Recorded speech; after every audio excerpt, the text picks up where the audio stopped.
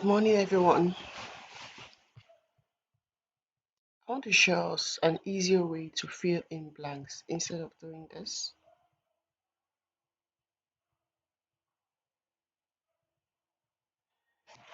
And there's an easier way to do it automatically than doing it one after another.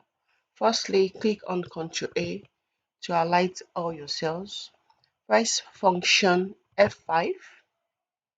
Click on Specials. Next, click on Blanks and press what? OK.